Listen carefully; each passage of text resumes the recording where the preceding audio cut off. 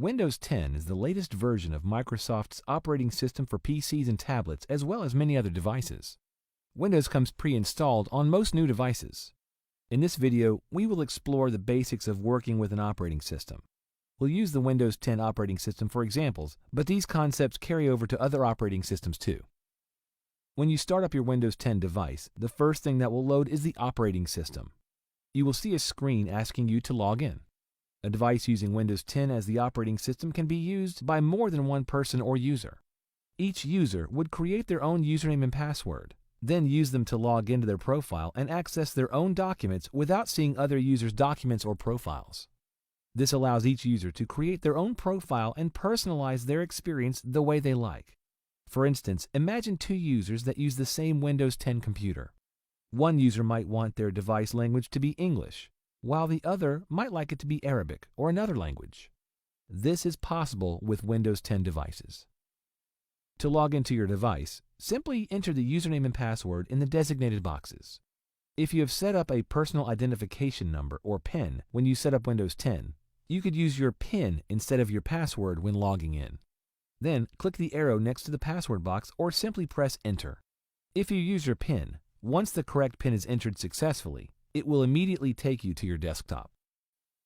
When you log into your Windows computer, the first thing you see is your desktop, sort of like the desktop of an actual desk. The desktop is where you can put documents that you're currently working on or documents that you need quick access to. Windows allows you to customize the look of your desktop, like the colors and the background image, which is called the wallpaper. That is why your device desktop might look different than mine here. At the bottom of the Windows 10 desktop is the Taskbar. It is a very important component of Windows 10. Within the Taskbar, you can accomplish many tasks, such as using the Taskbar to know what apps are currently open, finding out what time it is, managing your calendar, pinning your favorite apps to the Taskbar so you can easily launch them, and more. Let's take a closer look at the Taskbar. On the far left, you will find the Start button. When you click or tap this button, it opens the Start menu.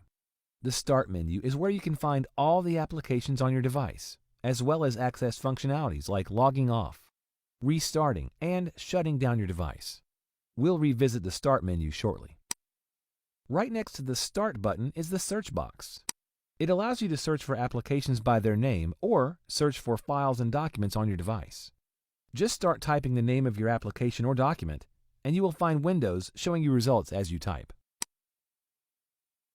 You can also find a small microphone icon at the right end of the search box. This is Cortana. This section of the taskbar has icons for applications that are pinned to the taskbar, as well as software applications that are currently open or running on your device.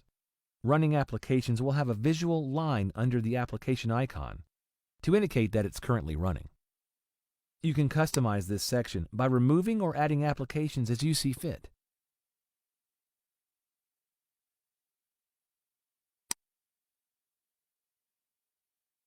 Usually, applications you use frequently are pinned to the taskbar for ease of access. Microsoft Edge and Outlook are good examples of programs that are usually pinned to the taskbar. The last section of the taskbar features the Date and Time section and other icons which vary from one device to another. The clock will show you the current time and date. If you click on the clock, a window will open up revealing your calendar for the current month. Other icons in this section of the taskbar include the speaker icon, which allows you to adjust the volume of your device sounds. Click on this icon to adjust your volume by moving the slider to the left or right. The network icon, which shows if you are connected to the internet and Wi-Fi. Clicking it will show you local wireless networks, and right-clicking it gives you the option to troubleshoot your connection or open the network and internet settings. If you have any Windows notifications, you can view them by clicking the notifications icon here. You may also have other icons hidden away here, so they don't clutter up the right side of your taskbar. Click the arrow to view your hidden icons. Let's move back over to the left and explore the Start menu in a little more detail. Clicking the Start button reveals the Start menu. Here, a list of applications is listed on the left side, while on the right you will see an arrangement of tiles. Tiles are a concept that newer versions of the Windows operating system use, and they are meant to provide another easy way to access your favorite applications quickly. You can rearrange the tiles on your Start menu very easily. To move a tile, click and drag it to the desired location. To make a tile bigger or smaller, right-click the tile, select Resize, then choose the desired size.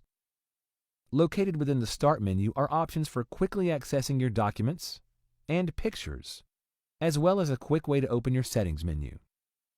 Also located here in the Start menu are shortcuts to logging out of your Windows 10 device, shutting down the device, or restarting it. To log off your Windows device, click the Start menu. Click on your username or avatar, and then click Sign Out.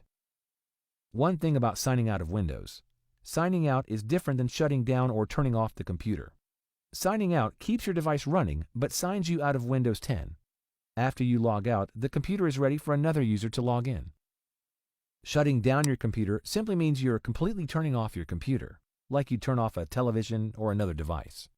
It is important to shut down your computer correctly, so you do not lose unsaved work. It also allows the operating system and applications to remain healthy and operate normally. To shut down your computer, click the Start menu and choose Power. Then select Shutdown.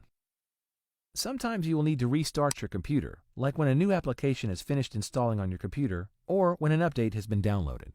A restart is basically a shutdown followed by starting it back up all in one step.